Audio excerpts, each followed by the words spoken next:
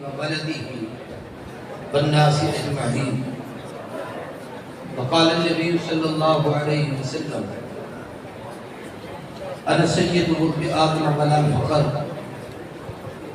وقال عليه الصلاة والسلام: فضلت على الأنبياء بست وأعطيت جوامع الكلم ونصرت بالرعب وجعلت لي الأرض مسجدا وطهورا وحلت لي الغنائم وختم بي النبيون وبعثت إلى الخلق كافة وفي رواية وبعثت إلى الناس كافة.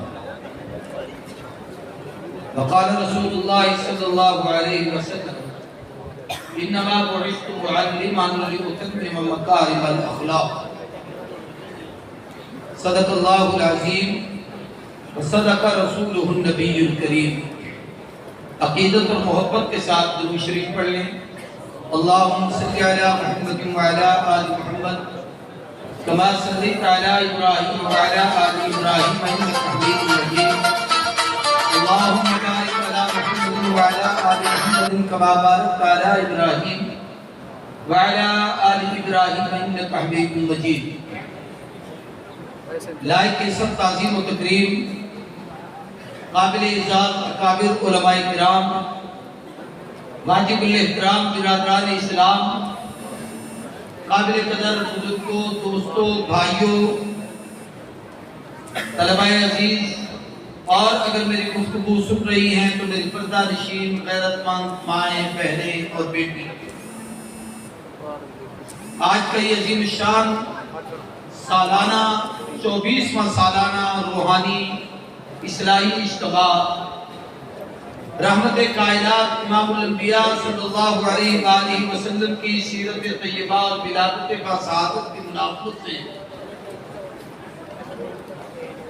12ویں شب ربیع الاول جامع مسجد امام الاولیاء مولانا احمد علی لاہوری اچرا میں ہم سب کے انتہائی قابل قدر مخلص ترین دینی، علمی، روحانی دوست حضرت اقدس مولانا قاری علیم الدین شاکر صاحب کی سرپرستی اور نگرانی میں ہر سال کی طرح یہ اجتماع انعقاد پذیر ہے.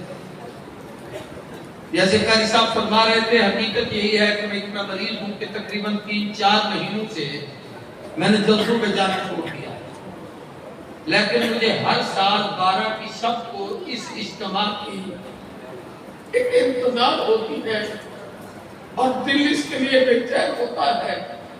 کچھ اس زمین کی نسبت اس عظیم المرتبہ ہستی سے ہے. امام الاولیاء ولی شاہ ولی کامل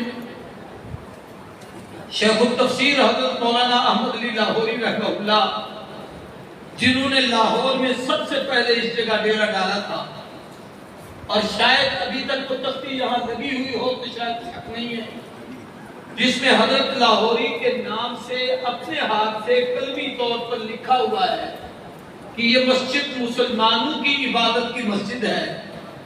ہر وہ شخص جو اپنے آپ کو مسلمان سمجھتا ہے اور مسلمانوں کے عقیدے سے متفق ہے، اس کو یہاں عبادت کرنے کا حق حاصل ہے. احکم الانام احمد علی لاہوری، جو اس کی عبادت مجھے یاد ہے. یہ وضو خانے پہ ابھی ایک تخت لگے تھے. یہاں چھوٹی سی مسجد ہوتی تھی، 7 چھوٹے سے 2-3 کمرے تھے اور وہ کرائے پہ لوگ لیتے تھے. اس زمانے سے میں اس مسجد میں آتا ہوں. اس وقت کا رزق پیدا بھی تو بہت پرانی بات ہے. 24 سال ان کی اس محبت پہ ہو گئے ہیں. اس میں اس دور میں بھی آیا ہوں کہ عشاء کی نماز کو خیر مدارس میں ہم نے ایک جنازہ پڑھا. سخت دھند تھی، ایک بہت بڑے عالم فوت ہوئے تھے سلسلہ نقشبندیہ کے مولانا بشیر احمد شاہ جوانی. میں نے حضرت کو فون کیا کہ اب آنے کی گنجائش کی صورت ظاہری نہیں ہے اور دھند بے پناہ ہے. انہوں نے میرے بیٹے سے کہا باپ کو جیسے لا سکتے ہو لے کے. ہم وہاں سے چلے، صبح کو 4 بجے کے قریب یہاں پہنچے اور آ کر اس اجتماع میں نے آخری گفتگو کی تھی. شاید اسی کے برکت میں نے دیکھی تھی، وہ جو چل کے آیا تھا اور محبوب کی سیرت کے تذکرے سے اسی رات جہاں آپ لوگوں کی اب پتہ نہیں سال ہے کہ نہیں ہے، وہ ہے جی اچھا 3 کا ہے، وہ یہ ان کا انعام ہوتا ہے. وہ شرکا کی پرچیاں چلتی ہیں، عمرے کا ٹکٹ. اس سال انہوں نے پہلی اور آخری دفعہ شرکاء کے ساتھ ساتھ مبلغین اور قراء اور ناخوان ان حضرات کو بھی میری درخواست پر شامل کیا تھا، اور اس میں ایک میرا ہی نام آیا تھا، اور میں اس رات کو محبوب کی محبت اور امام الاولیاء کی اس نسبت اور اس مسجد میں شان رسالت کے اس تقدس کی وجہ سے اللہ نے مجھے حرمین کی زیارت کی سعادت کی۔ بعض احسانات محسنوں کے ایسے ہوتے ہیں کہ آدمی کسی شکل میں ان کو بھول نہیں سکتا۔ میں اب بھی اسی طریقے سے آیا ہوں، اور میں نے شاید ابھی پھر واپس نوٹ کرنا ہے کہ کل میں نے ملتان ایک پروگرام میں پہنچنا ہے، تو میں مختصر آپ کے سامنے ہر سال گفتگو ہوتی ہے سیرت کے کسی نہ کسی موضوع پر۔ آج میں اپنے دوست سے کہہ رہا تھا کہ قاری صاحب کے پاس مجھے آپ کے وہ اتنے سال ہو گئے کہ اب مجھے خود موضوع تلاش کرنا پڑتا ہے کہ سیرت کے کس موضوع پر تقریر، اور ان کی بھی خوبی یہ ہے کہ سب کو مختلف کو تبدیل کر کے بلاتے ہیں، مجھے پھر لے آتے ہیں۔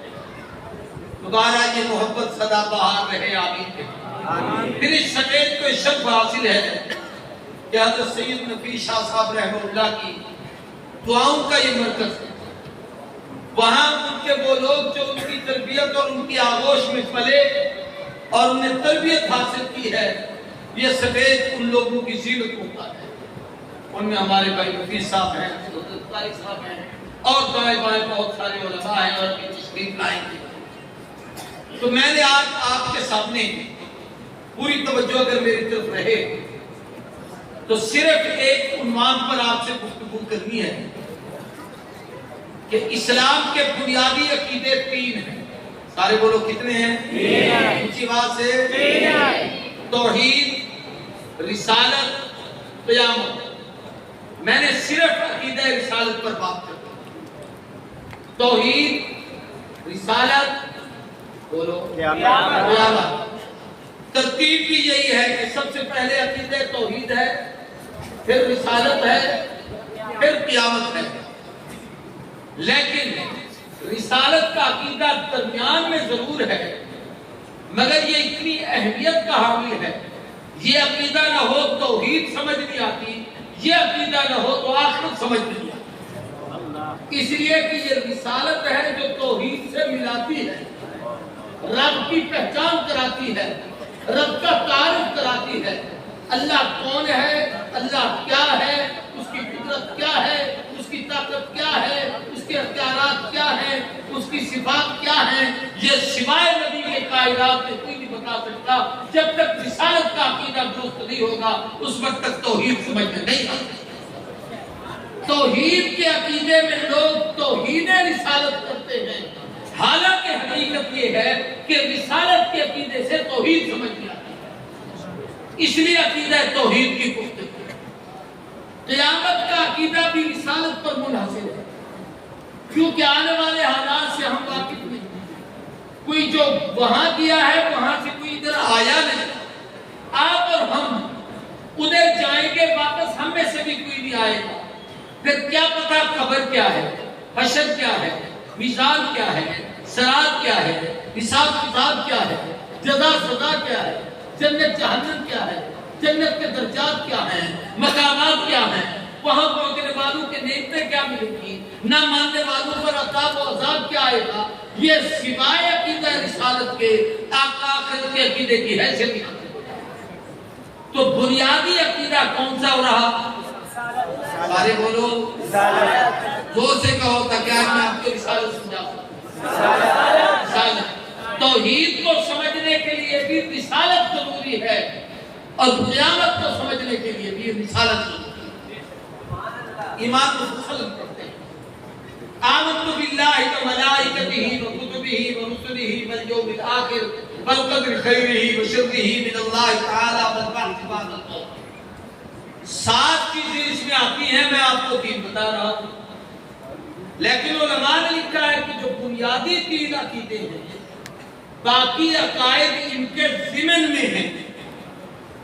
مثلا تقدیر کا عقیدہ توحید کا حصہ ہے، اللہ کی ذات و صفات و عبادات پر ایمان لانا اور اس کو قائم کرنا اور ان اعمال کو ادا کرنا یہ توحید کا حصہ ہے۔ قبر، حشر، میزان، آخرت یہ عقیدہ قیامت کا حصہ ہے، آخرت کا حصہ ہے۔ فرشتوں کا اترنا، آسمانی کتابوں کا آنا، نبیوں کا آنا، نبیوں کا دین سکھانا، سمجھانا اور امت میں دین کی دعوت دینا، یا اس حوالے سے انبیاء کے معجزات، ان کی نبوت کے کمالات، ان کی خصوصیات یہ عقیدہ رسالت کا حصہ ہے۔ تو سارے عقائد ان تین عقیدوں سے نکلے ہیں، اور ان تین عقیدوں میں مرکزی عقیدہ رسالت ہے۔ سارے بولو کون سا ہے؟ یہ ہے سنت علماء دیوبند کا عقیدہ بیان کرتا ہے۔ کسی کو اختلاف ہو تو بھلے رہے، جو ہم نے اپنے بزرگوں سے پڑھا سیکھا سمجھا ہے کوئی سمجھانا تو کون سا عقیدہ بھی بولو؟ رسالت کیا ہے؟ اللہ نے قرآن مجید میں فرمایا انی جاعل فی الارض خلیفہ، میں نے انسان کو زمین پہ اپنا نائب اور خلیفہ بنایا ہے۔ آدم علیہ السلام، آدم کی نسل قیامت تک جاری و ساری ہے، ہم سب اولاد آدم کہلاتے ہیں۔ اب اولاد آدم کی ہدایت کے لیے آدمیوں میں سے اللہ نے انسانوں میں سے اس اولو العزم جماعت کا انتخاب کیا، ان ہستیوں کو چنا جن کے سر پر خدا نے نبوت کا تاج رکھا، اور پھر وہ اس نبوت اور رسالت کے فریضے کو ادا کرتے ہوئے لوگوں کو دین کی دعوت دیتے رہے اور اللہ کی طرف بلاتے رہے، اللہ سمجھاتے رہے، اللہ کے احکامات پہنچاتے رہے۔ یہ جو جماعت آئی ہے جس کی ابتدا آدم ہے، انتہا محمد کریم ہے، اول الانبیاء آدم و آخرهم محمد، پہلا نبی محمد آدم علیہ السلام ہے اور آخری میں محمد ہوں۔ یہ وہ سلسلہ ہے، ان پر ایمان رکھنا، ان کے صفات کو ماننا، ان کے وہ خوبیاں جو سوائے نبی کے اور کسی میں نہیں ہوتی، ان کو قبول کرنا، اسی کو عقیدہ رسالت ہے۔ اس پر ایمان رکھنا یہ عقیدہ رسالت ہے۔ اب ذرا تھوڑا سا اور جتنے نبی دنیا میں تشریف لائے، حضرت آدم سے لے کر حضور اکرم صلی اللہ علیہ وسلم، کچھ صفات وہ ہیں جو سب نبیوں کی ہیں، اس عقیدے کو سمجھنا ضروری ہے، اور کچھ صفات وہ ہیں جو صرف آقا کی ہے، پہلو میں سے کسی کے نہیں، وہ ختم نبوت کی خصوصیات ہیں، ان پر ایمان رکھنا بھی ایسی فرض ہے جیسے مجموعی عقیدہ رسالت کو سمجھنا فرض ہے۔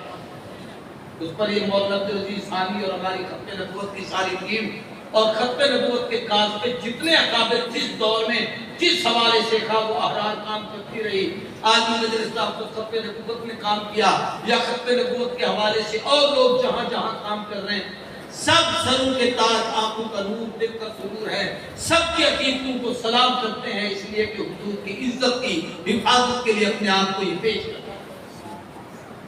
تو میں عرض کر رہا ہوں کہ نبوت کی خصوصیات کیا ہیں؟ سب سے پہلے تو یہ ہے کہ اللہ جسے نبی بناتے ہیں وہ انسان ہوتا ہے۔ سارے بولو کون ہوتا ہے؟ انسان۔ میرا مزاج لڑائی جھگڑے کا نہیں اور اختلافی تقریریں کرنے کا بھی نہیں۔ بڑا جھگڑا ہم سے کوئی کرے گا تو بریلوی مکتب فکر میں سے کوئی کرے گا، لیکن سب کا احترام کرتے ہوئے میں کہتا ہوں مولانا امجد علی بریلوی مکتب فکر کے بہت بڑے جید عالم ہیں، ان کی 17 حصوں میں ایک کتاب ہے بہار شریعت، اس کے پہلے حصے میں جہاں انہوں نے عقائد لکھنا شروع کیے، ان عقائد میں بنیادی عقیدہ لکھا ہے کہ ہر نبی انسان ہوتا ہے اور مرد ہوتا ہے، کوئی نبی نہ فرشتوں میں آیا ہے نہ جنوں میں آیا ہے، مرد ہے، کبھی عورت بھی نبی نہیں بنی، کوئی تیسری جنس بھی نبی نہیں۔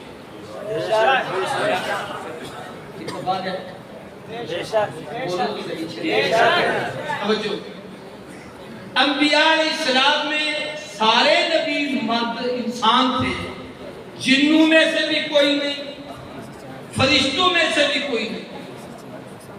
یہ جو ہمارے ہاں جاہلانہ بحث ہوتی ہے نبی نور تھے یا بشر، یہ جاہلوں کی بحث، اس لیے کہ بشریت کا مقابل نور نہیں، اور نور کا مقابل بشر ہے۔ غور سے بات سنیں۔ مثال کے طور پر یہاں آپ سب بیٹھے ہیں، بھائی عثمان بھی بیٹھے ہیں، مولانا عبدالرب صاحب بھی بیٹھے ہیں، مولانا عثمان آفاق بھی بیٹھے ہیں، حضرت بھی بیٹھے ہیں، مولانا عبدالرحمن الرحمن صاحب بھی بیٹھے ہیں۔ ان سے کوئی پوچھے آپ انسان ہیں یا پاکستانی ہیں، تو کیا کہو گے؟ دونوں چیزیں ممکن ہیں۔ ہاں آپ انسان بھی ہیں، پاکستان میں بھی رہتے ہیں۔ آپ انسان ہیں یا مسلمان ہیں، تو دونوں چیزیں ممکن ہیں کہ ہم مسلمان بھی ہیں، یقینی بات ہے، اور انسان بھی۔ اس لیے کہ انسان کی ضد پاکستانی ہونا نہیں ہے، پاکستانی کی ضد انسان ہونا نہیں ہے، نور کی ضد بشر نہیں، بشر کی ضد نور نہیں۔ دونوں کا کسی چیز میں اکٹھا ہو جانا یہ ایک دوسرے کے خلاف ہے۔ توجہ سے میری بات کو سنیے۔ انسانیت نبوت کا خاصہ ہے کہ نبی انسان ہوتا ہے۔ حضور کی انسانیت کا منکر قرآن کی نص قطعی کا منکر ہے، اور 400 قرآن میں ایسی آیتیں ہیں جن سے انبیاء کی انسانیت اشارتاً کنایتاً صراحتاً ان کے اندر موجود ہے۔ اس کا انکار کرنے والا مسلمان نہیں ہے۔ لیکن اس انسان میں نور کتنا ہے یہ آپ کو بھی سمجھ آتا ہے۔ آپ سارے انسان ہیں، آنکھوں میں کیا ہے؟ بولو یار، آپ کے دل میں ایمان کیا ہے؟ آپ بچے قرآن کے حافظ بیٹھے ہیں، یہ قرآن کیا ہے؟ دو سے بولو۔ تو انسان ہے، انسان میں نور ہے، ان دو کا اکٹھا ہونا کوئی مشکل نہیں۔ انسان کی ضد جن ہے، نور نہیں ہے۔ ہاں کوئی سوال کرنا چاہے یا آپ کسی سے پوچھتے ہیں تو یہ سوال نہ کیا کریں کہ حضور نور ہے یا بشر، یہ پوچھا کریں حضور کو انسان مانتے ہو یا جن؟ تو کسی بے غیرت میں کوئی ہے ایسا حوصلہ جو یہ کہ میں نبی کو انسان نہیں مانتا؟ ہر ایک کو کہنا پڑے گا ہم صرف انسان نہیں مانتے بلکہ سید البشر مانتے ہیں، افضل البشر مانتے ہیں، اکمل البشر مانتے ہیں، ختم الرسل مانتے ہیں، امام الانبیاء مانتے ہیں، سید ولد آدم مانتے ہیں، پوری کائنات کا سردار مانتے ہیں۔ انسانیت میں سب سے بڑا خدا کی عظمت کا اور خدا کی کبریائی کا علمبردار تو حضور انسان ہیں۔ اب اس انسان میں نور کتنا ہے؟ توجہ سے میری بات کو سنو۔ آپ پر وحی آئی ہے تو نور ہے، آپ کے قرآن آیا ہے تو نور ہے، آپ کی زبان سے جو جملے نکلے ہیں تو نور ہے، آپ کی نگاہ اٹھی ہے تو نور ہے، آپ کے انگلی کے اشارے ہوئے ہیں تو نور ہے، آپ کے گھر بچیاں پیدا ہو گئی ہیں تو عثمان سے نورین ہے، علی سے نور ہے، آپ کے یار بنے ہیں تو نور والے، آپ مکہ مکرمہ میں آئے ہیں تو وہ پہلے بتوں کا گھر تھا اب وہ نور کا مرکز ہے، مدینہ بیماریوں کی جگہ تھی اب مدینہ منورہ نور کی جگہ ہے۔ ویسے حضور کا جو بھی نام بہت سارے ہیں، ان میں سب سے عظمت والا نام سراجم منیرا کہ نبوت کا چمکتا ہوا سورج۔ اب اس انسان میں یہ نور ہے۔ یہاں ایک بات اور بھی کہہ دیتا ہوں بڑی عجیب ہے، انسان ہو اور آسمانوں پہ جائے تو جو ہے میری طرف تو یہی تو انسانیت کا کمال ہے اور یہ نبوت کا معجزہ ہے کہ انسان اتنی بلندی پہ کیا ہے۔ نور تو روزانہ آتا جاتا ہے، انسانیت کا انکار کرو گے تو اس کو کیسے ثابت کرو؟ ایسی دوسری بات آپ سے عرض کرتا ہوں، آج کسی کا سینہ چیرو، اس سے دل نکال کے لے جاؤ، بندے ختم۔ قلب اطہر نکال کے فرشتے وہاں لے گئے، اسے دھویا جا رہا ہے، اس میں انوارات کی تجلیات کو ڈالا جا رہا ہے، پھر لا کے رکھا گیا ہے، اس کو سیا گیا ہے، اس سے خون بھی نہیں نکلا، آنکھوں کی بینائی میں بھی فرق نہیں آیا، دماغ کی سوچ میں بھی فرق نہیں آیا، زبان کی قوت گویائی میں بھی فرق نہیں آیا۔ اس روایت کو سوائے نبی کی کوئی نقل بھی نہیں کرتا، محبوب بتاتے ہیں میرے ساتھ ایسا ہوا ہے۔ یہی تو کمال انسانیت ہے کہ وہ نور بھی اس کے اندر ہے جسے نبوت کا نور کہتے ہیں، اور اسی کو انسانوں میں بھی اکمل انسان کہتے ہیں۔ حضور کی انسانیت سے کامل انسانیت دنیا میں اسی عربی شاعر نے کہا تھا ربیع فی ربیع فی ربیع فی ربیع نور فوق نور فوق نور فوق نور۔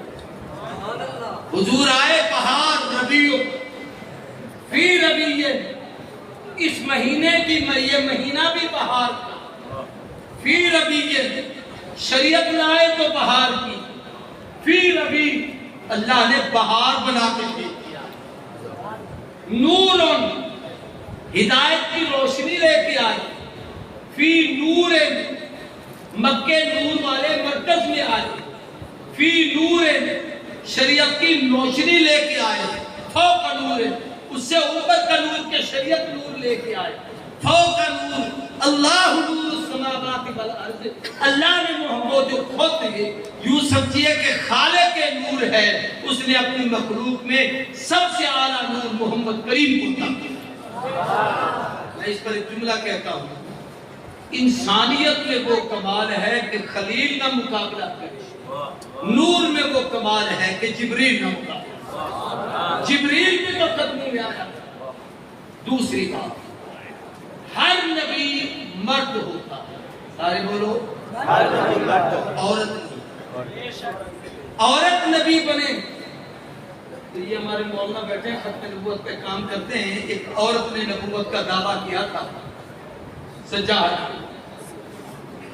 باقی 3-4 نبی تھے وہ نبنی تھی۔ نبی کا مقدس پتہ نہیں کیا پڑے گا، یہ علماء بتاتے ہیں مجھے توجہ۔ اب ہوا یہ کہ اس نبی کی اس نبنی سے ایک کی شادی ہوئی۔ اب یہ پتہ نہیں کیا منظر ہوگا کہ اوپر بھی نبی نیچے بھی نبی۔ تہذیب کے خلاف ہے، بےہودہ بات نہیں کہنا چاہتا، میں آپ کو جو مسئلہ سمجھانا چاہتا ہوں۔ عورت میں کچھ چیزیں ایسی ہوتی ہیں جو مقام نبوت کے منافی ہیں۔ ہن ناقصات العقل والدین، کی عقل بھی ناقص ہے، ان کا دین بھی ناقص ہے۔ نبی عقل کامل ہوتا ہے، نبی کی عقل میں کبھی نقص نہیں آتا، اللہ اسے کامل بناتے ہیں۔ جس کی عقل ناقص ہو خدا اسے نبی نہیں بناتا۔ رب نے تو پیغمبر کی عظمت بیان کرتے ہوئے کہا نون والقلم وما یسطرون ما انت بنعمت ربک بمجنون۔ محبوب رب نے آپ کو اتنی بڑی نعمت دی ہے، جس کو قرآن کی نعمت ملے، نبوت کی نعمت ملے، ختم نبوت کی نعمت ملے، عظمت کی نعمت ملے، وہ بھی کبھی مجنون ہوتا ہے؟ میں جو چیز سمجھانا چاہتا ہوں اس کی طرف توجہ کرو۔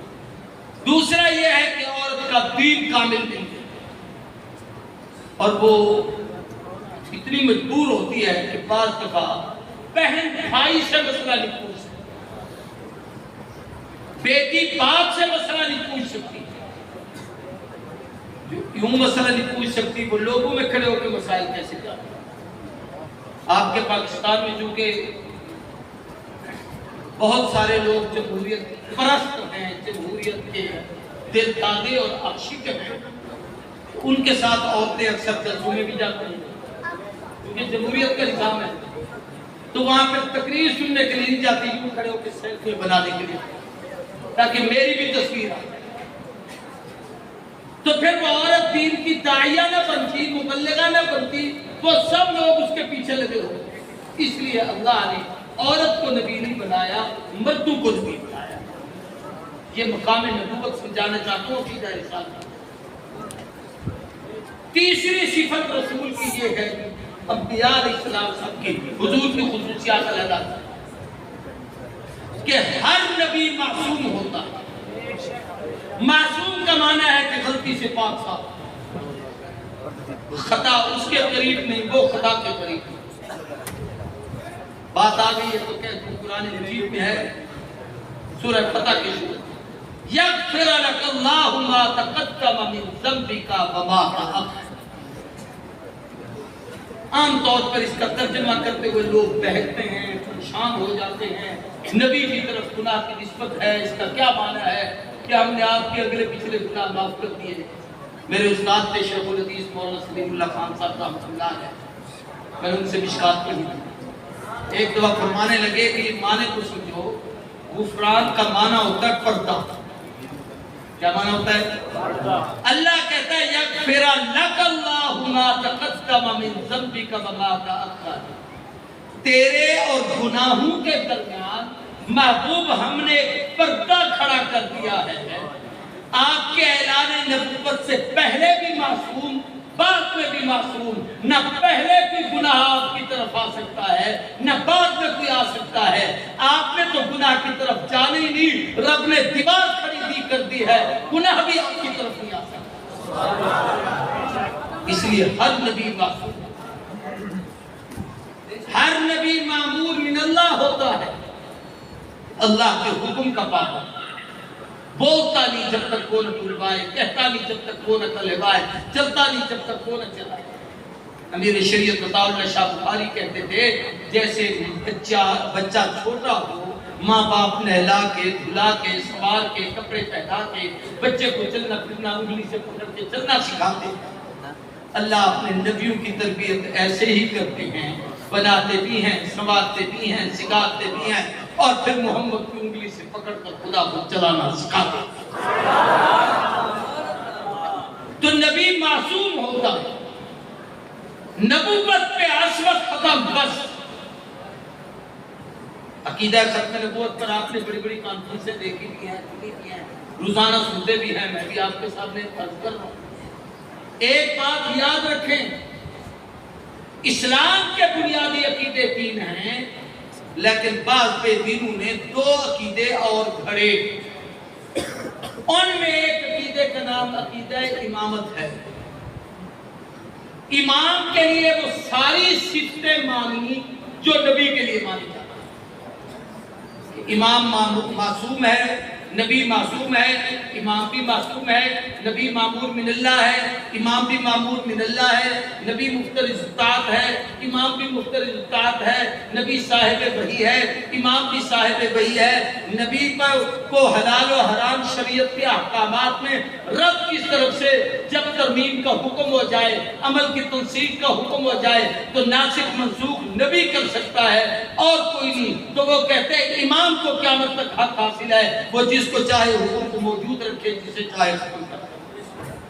یہ عقیدہ در حقیقت ختم نبوت کے انکار کے لیے گھڑا گیا۔ وہ جو ہے میری طرف کے نہیں، ختم نبوت کے قادرین بھی آپ کے سامنے یہ باتیں کہتے ہوں گے، اس کو ذہن نشیب کر لیں۔ خواجہ خواجگان خواجہ خواج محمد کی قبر پر اور ہمارے مرشد سید نبی شاہ کی قبر پر اللہ کروڑوں رحمت نازل کرے، جنہوں نے یہ حد قائم کر دی تھی، جو عقیدہ امامت کا قائل ہو کم از کم وہ ختم نبوت کی کانفرنس میں شریک نہ ہو۔ یہ ان بزرگوں کا امت پہ احسان ہے تاکہ یہ کہہ دینا کہ نبی تو حضور آخری تھے، لیکن اب امام آئیں گے جو نبی کی طرح معصوم ہوں گے، امام آئیں گے معمور ہوں گے، امام آئیں گے مختلف اطاعت ہوں گے، امام آئیں گے صاحب وحی ہوں گے، امام آئیں گے ان پر احکامات نازل ہوں گے، ترمیم و تنسیخ کا حق رکھیں گے۔ یہ جو جتنی عادات اور صفات اس طریقے سے بنائی جاتی ہیں، یہ در حقیقت عقیدہ ہے نبوت کا اور رسالت کا انکار۔ ایک اور عقیدہ بنایا گیا، اس کا نام ہے عدالت۔ وہ کیا ہے؟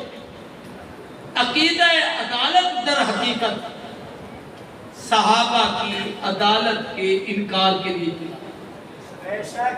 اہل سنت والجماعت کا عقیدہ ہے۔ اہل سنت کے تمام طبقات کے دیوبندی بریلوی اہل حدیث شافعی مالکی حنبلی جناب حنفی قادری چشتی سہروردی نقشبندی مجددی جتنے لوگ ہیں سب کا متفق عقیدہ ہے، غور سے میری بات کو سمجھنا، کہ الصحابۃ کلھم عدول، سارے کے سارے صحابہ عادل اور منصف ہیں۔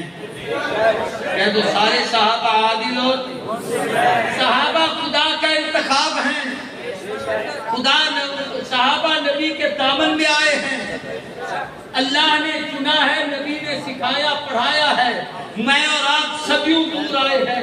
ہم میں سے کسی مولوی کو، کسی پروفیسر کو، کسی انجینئر کو، کسی ڈاکٹر کو، کسی پتیدار کو، کسی عاقبت اندیش کو کوئی حق نہیں کہ 15 صدیے بیٹھ کر محمد کے صحابہ پہ تنقید کرے۔ وہ عظیم مرتبہ جماعت ہے، لیکن میں بات کہنا چاہتا ہوں اس کو صحابہ عادل اور منصف ہیں، لیکن عقیدہ اس لیے گھڑا دیا کہ ہمارے حاجی عبدالوہاب صاحب کے محبوب ان کی زیارت کیجیے، پھر ان کو سنیے۔ توجہ میری طرف ہے۔ عقیدہ عدالت اس لیے بنایا گیا کہ جو ہی نظام ابتد حضور کے بعد امت میں آئے تو ہم کہیں عدل نہیں ہوا، انصاف نہیں ہوا، حق نہیں ملا، ظلم ہو گیا۔ اور سکھایا کیسے جاتا ہے؟ بھئی پوچھ لاؤ، دیکھو نبی کی کوئی بیٹی سی فاطمہ؟ جی تھی۔ عدالت میں گئی تھی؟ لوگ بھی کہتے ہیں گئی تھی۔ کچھ مانگا تھا؟ مولویوں نے سکھا دیا کچھ مانگا تھا۔ خالی آئی کچھ ملا تھا؟ تو جی خالی آئی۔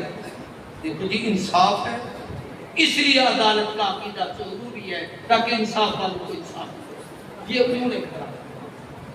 خلافت کا حق اس کا نہیں تھا جس کو سقیفہ بنو سعدہ میں بیٹھ کر کے لوگوں نے منتخب کیا، نبی کا خاندان ہے اس کو چھوڑ دیا ہے، یہ انصاف کے خلاف ہے، اس لیے عقیدہ عدالت۔ یہ ان کا ذہن ہے۔ اب میں اس پر ایک جملہ صرف کہتا ہوں۔ آپ سے کوئی پوچھے، آپ کہیں ہاں پیغمبر کی بیٹی فاطمہ گئی تھی؟ جی گئی تھی۔ کچھ دیا یا خالی بھیجا؟ تو ہم کہتے ہیں ابو بکر نے نبی کے نقش قدم پر چل کر دکھا۔ کیا جو صدیق نے حضور کے نقش قدم پہ چل کے اونچی بات سے کہو چل کے دکھا دیا؟ کیا یہی بیٹی حضور کی خدمت میں آئی تھی؟ توجہ کرنا میری طرف۔ صدیق اپنی طرف سے کیسے؟ صدیق تو ہوتا ہی مزاج نبوت میں کھڑا ہوتا ہے۔ شاہ ولی اللہ نے ایک جملہ لکھا ہے، بلکہ شاہ عبدالعزیز نے، کہ نبی اور صدیق میں اتنا فرق ہے جیسے دو لائٹیں ہوں، یہ جل رہی ہے وہ بجھی ہوئی ہے، تو اس کے اندر کرنٹ بھی ہے، جناب پاور بھی ہے، طاقت بھی ہے، جل بھی سکتی ہے، اس کا بٹن صرف نیچے کرنا ہے۔ نبی کی روشنی سے امت روشن ہے۔ جب پیغمبر دنیا سے جاتے ہیں تو پھر صداقت سے روشنی ملتی ہے۔ نبی کے کمالات کا عکس صدیق ہوگی۔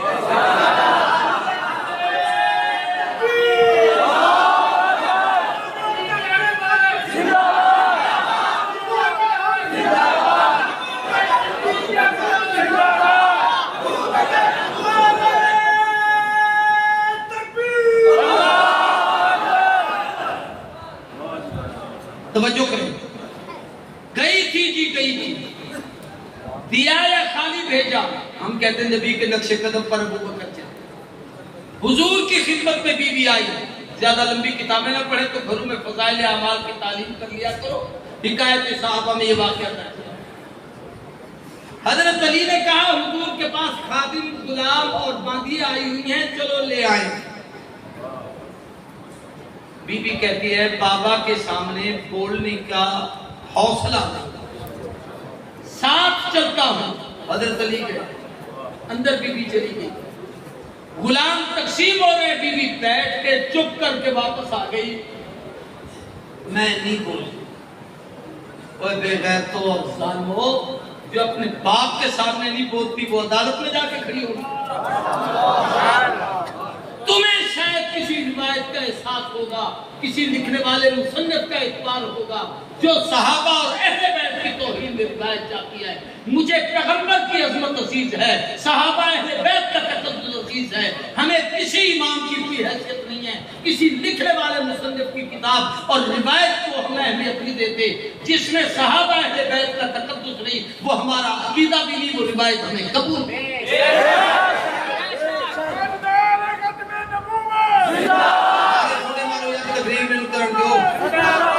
میں اتنا جری آتی نہیں کہ آپ میرے جذبات سے کھلیں، یہ بعد میں اور بہت ہے ان سے کھلیں۔ میری بات سن لو تھوڑی سی، ناراض نہ ہوں، اسلام پیش کرتا ہوں۔ توجہ کریں گے۔ بی بی گئی، حضرت آخر حضور تشریف لائے۔ بیٹی کیسے آئی تھی؟ پھر چپ ہے کہ باپ کو کیسے کہے کیسے آئی تھی، حیا والی ایسی ہو۔ یا والی بیٹی ایسے ہوتی ہیں جو باپ کے سامنے نہیں بولتی. حضرت علی نے کہا حضرت میں لے کے آیا تھا، اس لیے بتایا.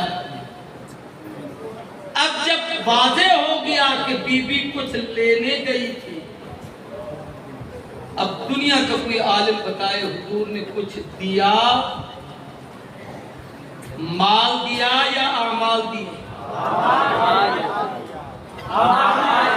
ارے تو میں بیٹی رات کو سوتے وقت آئے تو کرسی 33 مرتبہ سبحان اللہ، 33 مرتبہ الحمدللہ، 34 مرتبہ اللہ اکبر کر کے دونوں ہاتھوں پہ دم کر کے جسم پہ پھیر لیا کرو، رات کو میٹھی نیند سویا کرو، انشاءاللہ تمہیں تکلیف اور درد اور جسمانی تھکاوٹ ساری دور ہو جائے گی. بی بی نے امت کو یہ وظیفہ بتایا. ہر اہل سنت والجماعت کا فرض ہر نماز کے بعد سیدہ فاطمہ کی روح کو خراج عقیدت پیش کرتا ہے. جب یہ وظیفہ پڑھتا ہے تو بغیر کسی تصور کے اس کا ثواب حضرت فاطمہ کی روح کو ملتا ہے. تو میں یاد کر رہا ہوں قابل نبی ہو. صدیق نے نبی کے مزاج کو سامنے رکھا کہ جب آقا نے بیٹی کو کچھ نہیں دیا تو میں اپنی طرف سے کیا چاہتا ہوں. کہا بیٹی میرا مال، میری اولاد، میرا سب کچھ آپ کے لیے حاضر ہے، لیکن نبی کے میراث کی تقسیم وہی جو حضور نے کی. تو میں یاد کر رہا تھا کہ یہ دو عقیدے امامت اور عدالت ایسے ہیں جو اہل سنت کے عقائد کے شبخون ہیں.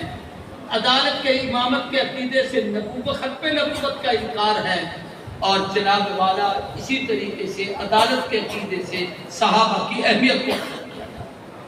اللہ ہمیں اپنے عقائد سمجھنے کی توفیق دے. اب میں عرض کرنا چاہتا ہوں، توجہ میری طرف کریں. یہ حضور صلی اللہ علیہ وسلم آدم سے عیسیٰ تک تمام انبیاء کے متعلق مشترکہ عقیدہ. اب آقا کی کچھ خصوصیات ہیں جو باقی نبیوں سے ہٹ کر. ان میں پہلی خصوصیت یہ ہے کہ حضور خاتم النبیین ہیں. ختم نبوت کا تاج آپ کے سر پر ہے. جب آپ آخری نبی ہیں تو آپ کی کتاب بھی آخری ہے، آپ کا دین بھی آخری ہے، آپ کی جماعت بھی آخری ہے، آپ کی امت بھی آخری ہے. اس امت کے بعد قیامت آ سکتی ہے، کوئی امت نہیں آ سکتی. صحابہ کے بعد قیامت آ سکتی ہے، اس جیسی مقدس جماعت بھی آ سکتی. مصطفیٰ کی شریعت کے بعد قیامت آ سکتی ہے، کوئی نئی شریعت نہیں آ سکتی. محبوب کے بعد آنا والساعۃ کہاتین، میں اور قیامت ایسے ہیں جیسے اس انگلی کے بعد یہ انگلی ہے. میرے بعد قیامت تو آئے گی، درمیان میں کتنا وقفہ ہو جائے دنیا نبی نہیں ہے. یہ ہے عقیدہ ختم نبوت. حضور کی ایک خصوصیت سب کو ماننا فرض ہے. جو اس کا انکار کرتا ہے تو کافر ہے، مرتد ہے، دائرہ اسلام سے خارج ہے. اور میں اس پر ایک بات مولانا منظور فلیوٹی مرحوم کی دہراتا ہوں. ہم حضرت خاصی کے مدرسے مخدوم میں پڑھتے تھے. اس وقت ہمیں مناظرہ پڑھانے کے لیے 3 بزرگ آئے. حضرت علامہ ڈاکٹر خالد محمود صاحب رحمۃ اللہ علیہ، امام اہل سنت مولانا عبدالستار قوسی رحمۃ اللہ علیہ، اور سفیر ختم نبوت مولانا منظور احمد چنیوٹی رحمۃ اللہ. حضرت چنیوٹی نے ایک جملہ کہا جو دل پر لکھی. فرمایا اسلام میں مرتد کی سزا یہ ہے کہ اس کی زندگی صرف 3 دن ہے. کتنے؟ 3 دن. ان 3 دنوں میں اسے جیل میں رکھو، مسئلہ سمجھاؤ.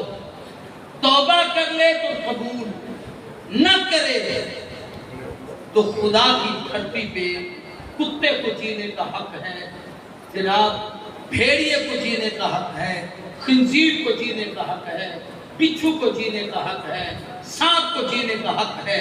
لیکن نبی کی ختم نبوت کا انکار کر کے خود کو مسلمان کہلانے والے مرتد کو خدا کی زمین پہ جینے کا کوئی حق نہیں.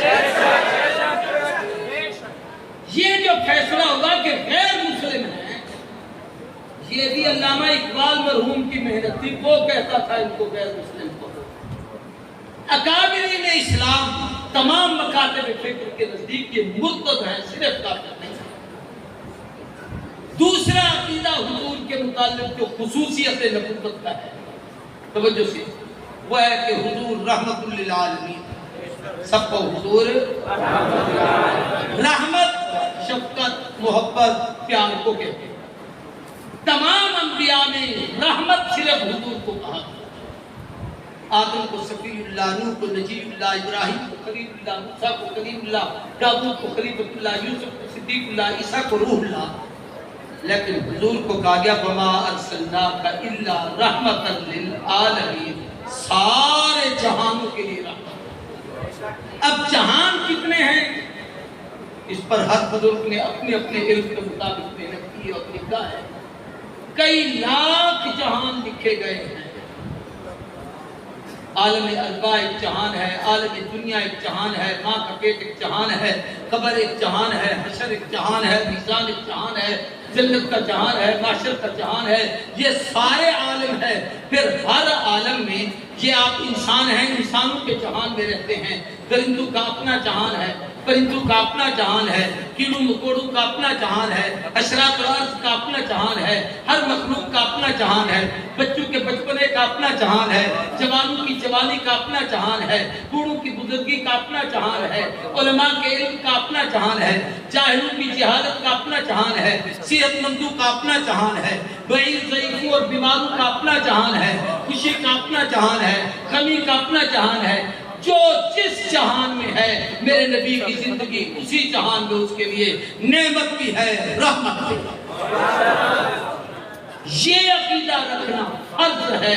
اس عقیدے کا انکار قرآن کی نص سے قطعی کرتا ہے۔ تیسرا عقیدہ جو حضور کے لیے خاص ہے کہ آپ کو یہ اعزاز حاصل ہے، اللہ نے پوری کائنات میں عالم میثاق میں آدم سے قیامت تک کی انسانیت کا سب سے پہلا معلم حضور کو بنایا۔ سب سے پہلا معلم کس کو بنایا؟ آدم سے قیامت تک۔ یوں نہیں کہ حضور صرف صحابہ کے معلم ہیں، صرف اپنی امت کے معلم ہیں۔ وہ جو الست بربکم کا سوال تھا، اس کے جواب میں حضور نے جب فرمایا سب سے پہلے بلا شہیدنا، جس جواب کو سن کر سب نبی بولے تو نبیوں کے استاد بنے۔ انہوں نے اپنی امتوں کو سمجھایا، حضور امتوں کے استاد بنے۔ آپ نے اس دنیا میں اپنی امت کو سمجھایا، آقا ان کے معلم بنے۔ اس طریقے سے قیامت تک سب کے معلم حضور بنے ہیں۔ یہ حضور کی خصوصیت اور کسی کی۔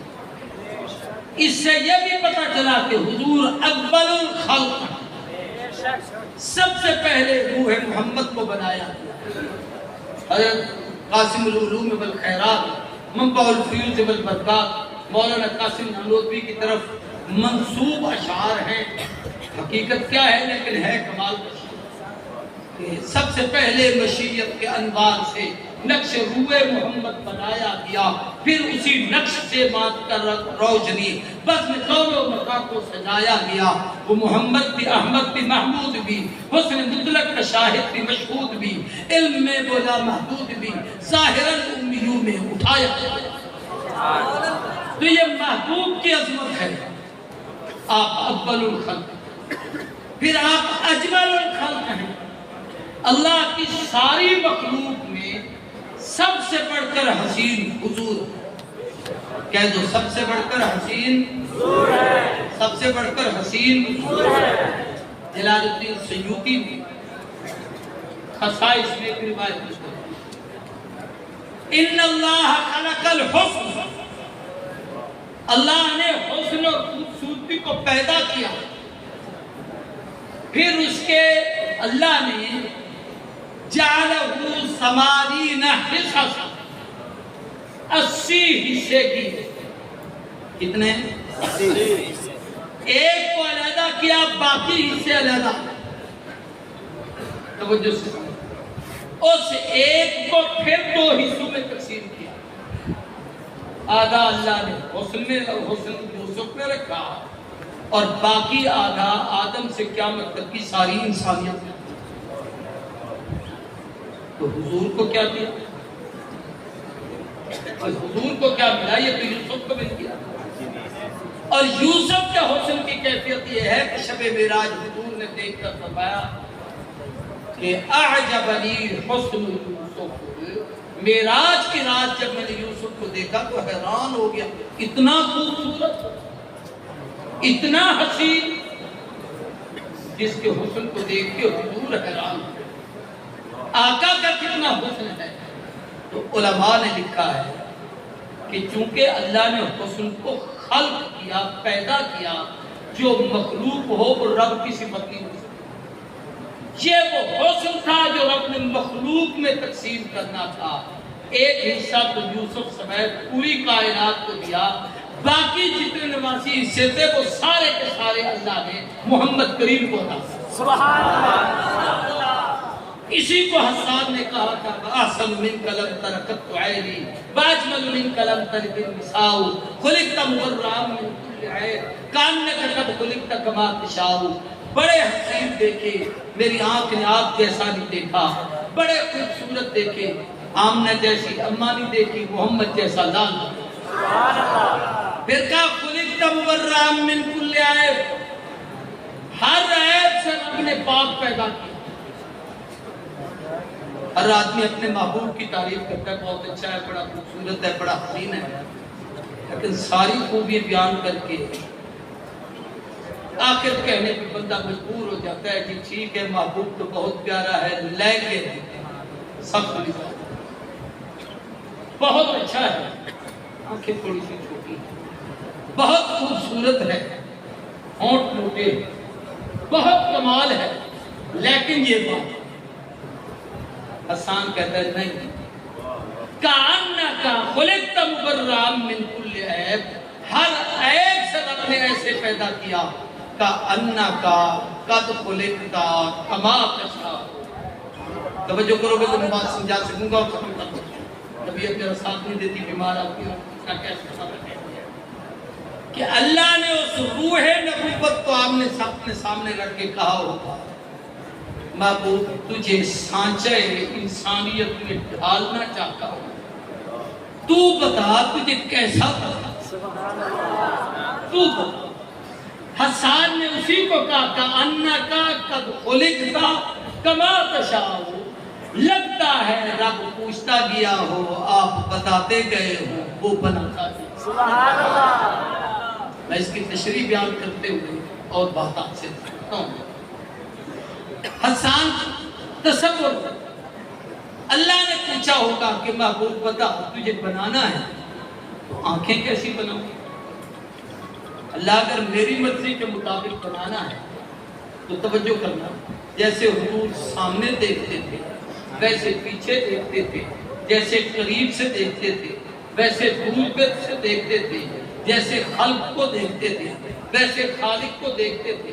پھر اس نگاہ میں رب نے تاثیر کو رکھی تھی کہ تاجر کو دیکھا ہے تو صدیق ہے، عادل کو دیکھا ہے، قاتل کو دیکھا ہے تو عادل بنا ہے، دولت مند کو دیکھا ہے تو نورین بنا ہے، کھیلتے بچے کو دیکھا ہے تو حیدر کرار بنا ہے، یمنی کو دیکھا ہے تو ابو ہریرہ بنا ہے، ابن مسعود کو دیکھا ہے تو فقیہ امت بنا ہے، ابن عباس کو دیکھا ہے تو قرآن کا مفسر بنا ہے، ابن مسعود کو دیکھا ہے تو فقیہ امت بنا ہے۔ پھر یہ نگاہ کی تاثیر ہے، پڑھ گئی ہے، عربی نہیں اجمی ہے، سید نہیں حبشی ہے، گورا نہیں کالا ہے، خوبصورت نہیں سانولا ہے، اپنا نہیں پرایا ہے، قریب کا نہیں دور کا ہے، گھر کا نہیں باہر کا ہے، چلتا زمین پہ ہے، پاؤں کے گھٹ کے جنت میں۔ سبحان اللہ۔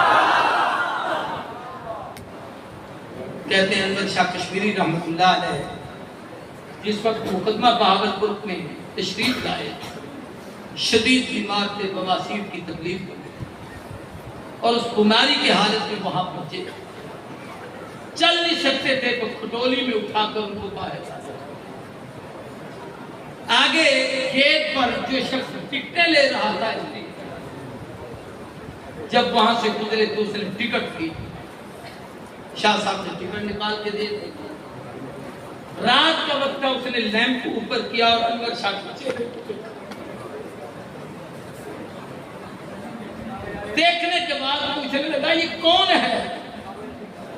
انہوں نے کہا یہاں ایک کیس چل رہا ہے بہاولپور میں، ہندوستان دیوبند سے یہ عالم آئے ہیں، سید محمد انور شاہ کا نام ہے، ہمارے نبی کے خاندان کے، ٹکٹیں وہیں رہ گئی، لینڈ وہیں رہ گیا، پیچھے چل پڑا کہ لگے 1300 سال بعد جس نبی کے خاندان کا سید اتنا خوبصورت ہے وہ نبی کتنا خوبصورت ہوگا، مجھے شادی کلمہ پڑھاؤ میں مسلمان ہوں۔ ہم نے تو زیادہ دور نہیں، عطا اللہ شاہ صاحب بخاری رحمہ اللہ کو جن لوگوں نے دیکھا تھا ان کے بچوں میں بڑے سید عطا اللہ شاہ کو میں نے قریب سے دیکھا، میں نے سید نفیس شاہ صاحب رحمہ اللہ کی ان لوگوں نے تو خدمت میں ساری زندگی آخری لمحات تک خدمت کی ہے، آ کے بیٹھتے اور چہروں کو دیکھتے تو خدا کی قسم دنیا بھول جائے۔ آج بھی جاوید شاہ کو جا کے کبھی دیکھو، زیارت کرو انصافات، اس لیے خاندان نسبت نبوت کا احترام کیا کرو۔ مجھے ایک حدیث یاد آ گئی، یہ بڑی عجیب، علماء نہیں جا سکتے تو ٹائم بھی پورا ہو گیا۔ حضور نے فرمایا جو شخص میرے اصحاب یعنی سسرال، میری آل یعنی میرا خاندان اور میرے انصار جنہوں نے میری دین میں خدمت کی اور مدینے میں میرے ساتھ کام، ان کے خلاف وہی کتا بھونکے گا جس کے اندر 3 میں سے ایک خامی ہوگی، یا تو وہ منافق ہوگا، یا زانیہ عورت کی اولاد ہوگا، یا اس کی ماں حیض کی حالت میں ہوگی اور اس کا باپ اس کے پاس کیا ہوگا۔ ایسا بد کردار تو میری آل اور میرے اصحاب اور میرے انصار پہ انگلی اٹھا سکتا ہے، میرے سسرال کو بھونک سکتا ہے، ورنہ کسی مسلمان کو یہ ضرورت نہیں ہوتی کہ وہ میرے اولاد کے خلاف کہے یا میرے صحابہ سے۔ تو میرے پیارے دوستو، حضور اول الخلق، حضور اجمل الخلق، حضور اکمل الخلق، اللہ کی ساری مخلوق میں سب سے کامل بھی حضور ہیں اور کامل دین بھی حضور ہے۔ ہمارے ہاں یہ جو اسمبلیاں بنتی ہیں نا، اس کو کہتے ہیں قانون ساز اسمبلی۔ کیا نام ہے؟ جمہوریت کے کوئی دل دادے بیٹھے ہو تو بول پڑھو، کوئی بات نہیں، وہاں تو جاتے ہو تو ادھر بھی بول۔ کیا نام ہے اس کا؟ یعنی قانون بناتی ہے۔ اور بابا قوم سے جب پوچھا گیا تھا کہ آپ پاکستان بنائے رہے ہیں کیا کریں گے، کون سا قانون نافذ کریں گے، انہوں نے کہا ہمیں بنانے کی ضرورت نہیں، محمد کریم جو قانون لے کے آئے تھے اسی کو نافذ کریں۔ کہا اس کی کوئی مثال، اس نے کہا عمر ابن خطاب کا دور خلافت۔ ہم نے قانون ساز اسمبلی بنائی ہے۔ جمہوریت اسلام کا متوازی ایک سیٹ اپ ہے، نظام ہے۔ اسلام میں شرائعت ہے، جمہوریت نہیں ہے۔ جمہوریت لعنت ہے۔ ہمارے جو بزرگ حضرات وہاں جاتے ہیں وہ اس مجبوری میں جاتے ہیں جیسے کسی کو لیٹرین میں جانا۔ صحیح بات ہے، آپ ان سے تحقیق کریں۔ یہ الفاظ میں مفتی محمود کے نقل کر رہا ہوں، اپنے نہیں۔ فرمان لگے دل نہیں چاہتا ان لوگوں کے ساتھ بیٹھنے کو، لیکن ہم نہ ہوتے یہ وہاں بدماشی ہے، قانون غلط بناتے، بے دین مسلط کرتے۔ ہم قانون بدل نہیں سکتے، اپنا قانون پہ مسلط نہیں کر سکتے، تو اس میں رکاوٹ تو بن سکتے۔ 73 کے آئین میں جتنے اسلامی دفعات ہیں یہ صدقہ ہے علماء کی، لیکن میں آپ سے کہوں گا اس وقت جو بدکرداری قوم کے سامنے آئی، جس کو ہم نے 18 کا آئین کہہ کے جان چھڑا، مرد کا مرد سے نکاح، عورت کا عورت سے نکاح۔ میرے دائیں بائیں علماء مشائخ بیٹھے ہیں اور یہ علم کے مراکز ہیں آپ کے سامنے، جامعہ اشرفیہ ہے، دارالعلوم جامعہ مدنیہ ہے، بڑے بڑے جامعات ہیں، اکابرین امت ہیں۔ اب تو ہر سال سالانہ مفتی تیار ہوتے ہیں، اب ششمہی مفتی تیار ہو رہے ہیں، ویسے بھی کوئی مفتی تیار ہو جاتے ہیں۔ پہلے زمانے میں 50 سال ایک عالم محنت کرتا تھا، پھر جا کے اسے مفتی کہا۔ میں مفتیان کرام سے درخواست کرتا ہوں، مجھے نہ پسند، پڑھا چونکہ میں نے نہیں ہے، مفتی بنا نہیں ہوں، مولوی ہوں۔ میرے اساتذہ میں قاری طیب رحمۃ اللہ علیہ، میرے اساتذہ میں علامہ کشمیری ہیں، میرے اساتذہ میں مفتی محمود مفتی عبداللہ مولانا سلیم اللہ خان ہیں، لیکن میں مفتی نہیں ہوں۔ ان علماء سے پوچھتا ہوں کہ جنہوں نے یہ قانون پیش کیا، جنہوں نے تائید کی، جنہوں نے پاس کیا، جنہوں نے دستخط کیے، جنہوں نے 18 سے لے کر 2002 تک چپ رہے، کہ پتہ کسی کم از کم یہ مفتیان کرام اس کا شریف فتویٰ تو دیں گے کہ ان کی بیوییں باقی رہیں، ان کا ایمان رہا، یا خدا کے حلال کو حرام اور خدا کے حرام کو حلال کرنے والا بے غیرت آدمی جو اسلام میں اپنی طرف سے ترغیب و تنصیب کرتا ہے اور کہتا ہے اسمبلی کا بل ہے، اس کو منظور کر لیا گیا ہے، اب یہ قانونی شکل اختیار کر دیا ہے۔ یاد رکھو اگر اسلام سے بغاوت کریں گے تو حضور کی ختم نبوت سے عملی بغاوت۔ اس لیے نفاذ اسلام کی ایک جد و جہد ہمارے اکابرین کو کرنی چاہیے۔ ہر جگہ ہر عنوان پہ اجتماعات اور جلسے ہوتے ہیں۔ پچھلے دنوں ماشاءاللہ ختم نبوت کانفرنس ہوئی آپ کے جامعہ شریفہ میں، بہت بڑا۔ مولانا عبد الشکور الدین پوری رحمہ اللہ کی تنظیم کی مجلس علماء مسلم، اس کے تحت ہم نے 30 اکتوبر اتوار کے دن موچی دروازہ لاہور جہاں امیر شریعت نے کانفرنس کی تھی، جمعیت علماء اسلام کی آئین شریعت کانفرنس، مولانا غلام غوث فضل مفتی محمود، مولانا عبداللہ درخواستی، مولانا سرفراز، ان لوگوں نے وہ کانفرنس کی تھی۔ اس جگہ پر پیغام اہل سنت نظام شریعت کے نام سے ہم وہ کانفرنس کر رہے ہیں تاکہ ہماری نوجوان نسل جمہوریت کی لعنت سے منحرف ہو کر اسلام کے عادلانہ نظام کے لیے جدوجہد کریں گے۔ بھائی اس میں ساتھ دیں گے۔ 30 اکتوبر کو لاہور میں موچی دروازے میں دن کے وقت اتوار کا دن ہے، 10 بجے سے عصر تک، اس میں حضرت خواجہ ناصر الدین خاکوانی صاحب کی صدارت میں وہ اجتماع ہوگا۔ بڑے بڑے مشائخ علماء تشریف لائیں گے، تمام قسم کے مذہبی سیاسی مقتدر اور پیشواؤں اور رہنماؤں کو جو نظریہ اسلام سے اتفاق رکھتے ہیں ان کو ہم نے دعوت دی ہے، انشاءاللہ وہ بھی اس میں آئیں گے۔ آپ سے بھی میری مخلصانہ گزارش ہے کہ طلباء علماء لاہور کے لوگ ہم رحیہ خان سے آئیں گے، آپ ہمارے سر پہ ہاتھ رکھیں، سرپرستی کریں، تعاون کریں۔ انشاءاللہ یوں سمجھ لیجئے کہ بچوں کی محنت سے بعض دفعہ اللہ انقلاب برپا کر دیتا ہے۔ آپ لوگ اس میں چہل قدمی کریں گے، ابتدا کریں گے تو آپ کی برکت سے اللہ اس ملک کو اسلام کا عادلانہ نظام اللہ عمل کی توفیق دے۔ اللہ اس اجتماع کو ہمیشہ کی طرح کامیاب کرے۔ باقی دعوانا جزاک اللہ۔